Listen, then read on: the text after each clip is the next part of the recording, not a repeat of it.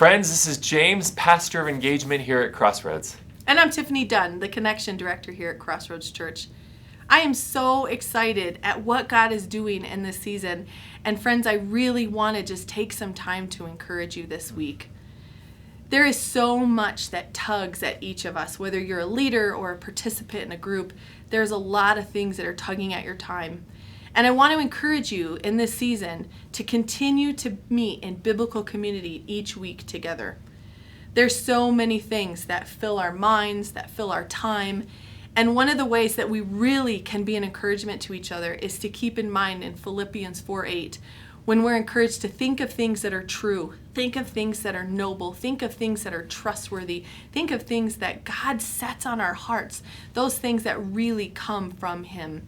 There's so much that's being thrown at us to just sit in those times and encourage each other in the way that our minds move and the way that we think, and to just offer up its support and encouragement in this time. To continue serving and loving each other, whether that's a meal or whether that's finding somebody in your group who has somebody that really could use some time with somebody to listen or be prayed for, to just reach each other out and to just kind of resource each other a little bit. It's a really, really important time, and especially right now, that we continue meeting together, that we continue to pray together, and that we continue more than ever to be the church. And that's why we stress biblical community, because it really is being the church in our groups, in our families, and in our homes.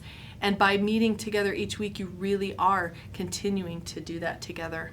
Yeah, absolutely, Tiffany. You know, it's interesting to hear you talk about the value of biblical community, because even historically, like in our culture, we think of church as a campus, as a church place. But in history, the church has actually been people meeting in homes and together. I mean, even for Paul, right? The church in Philippi wasn't a church building; it was a group of people that lived in the town. So bippity boppity boop, we fast forward to 2020. We're obviously dealing with some realities that the Apostle Paul didn't have to deal with, like Zoom. So what's some modern advice that you have for us to connect and engage with people through this medium that we're all trying to figure out ourselves? Absolutely. Well, Zoom is actually one of those things that I think is going to kind of be with us long term. And while it is a huge blessing, and especially for those of us who may not be able to get to a meeting or who we must stay inside and keep our distance right now, it can actually be something that we really find ourselves becoming fatigued by, something that really becomes kind of something we're not so excited about doing anymore. And so just a couple of ways that you can continue to keep the vibrancy even in a Zoom meeting is have an agenda right up front. Just have an agenda of the meeting. As human beings, we do really well when we kind of know the map of what's coming, and we can engage in that space a whole lot better if we know up front we're going to pray. Then we're going to spend time in God's Word and discuss our questions, and maybe even some silent just pondering and allowing God to speak to us, followed by prayer at the end. Just to know those things up front really helps a meeting and helps an individual engage in that space better.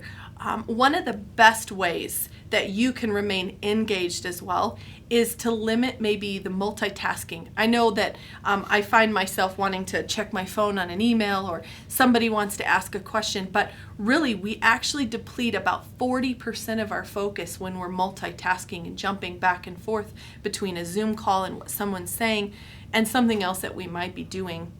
And one of the other things to do as well is really to find one place that you can have that quiet time to meet. Limit the amount of distractions behind you. Don't get up and move around. And one of the funniest things I find, and I ask people this all the time, is where do you focus when you're on a Zoom meeting? And almost always it's themselves. It's almost always we're watching ourselves in the video. And so when you have a beard, it's not hard to. But one of the ways that you really can encourage yourself is is put yourself in a place where you won't see. If you find yourself looking up, put yourself at the bottom. You can move yourself. Just whatever you can do to focus on the speaker. In Zoom, there's different ways that you can change the screen, whether it's everybody's face or just the person speaking.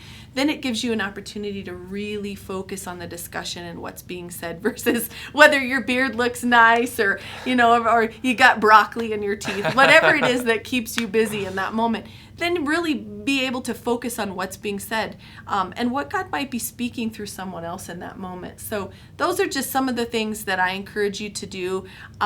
We as humans just try so hard to focus without trying. I mean, our minds just do it. And so when there's a lot going on a Zoom call, if someone's moving or you've got a lot of things going on behind you, we're no longer attentive to what the individual's saying. We're attentive to the things that are going on. So I just encourage you to just really encourage your group to be finding a quiet space to do that together where there's minimal distractions. Absolutely. Awesome, Tiffany. Hey, thank you for the advice. Yep. I actually learned some things that I need to quit doing as well. So that's wonderful. Friends, we want to thank you for your faithfulness in shepherding Crossroads Church with us. You fulfill an incredible role in the health and the forward movement of our church. And we'd love to still encourage you. If you're able to join us at one of our live venues, since we've opened them up at the Thornton venue on Sundays at 9 and 11 o'clock, and at Fort Lupton at 10 o'clock on Sunday mornings. We love you. Thanks again for all you do, and God bless. Have a great week.